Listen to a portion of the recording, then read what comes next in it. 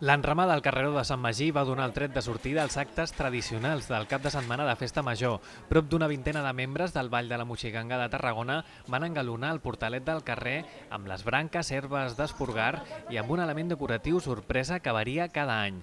Enguany han penjat vaixells de material reciclable fets per ells mateixos per representar la importància de la mar a la ciutat. Tot plegat un acte de les festes de Sant Magí que des de fa 15 anys s'encarreguen de dur-lo al terme els moixiganguers.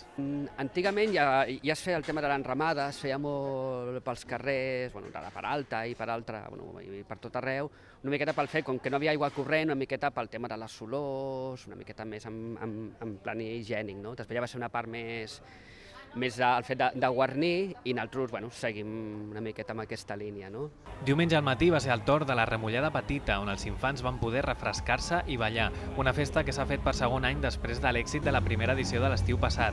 Els elements típics, el càntir, el carro, la síndria i la petxina pelegrina van remullar els més petits.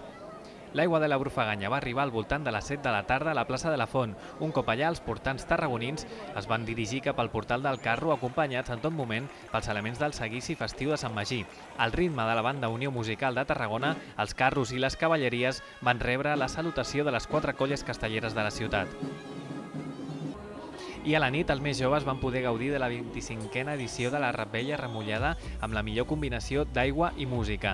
Novament, el càntir, el carro, la síndria i la petxina pelegrina van ser presents en aquesta celebració.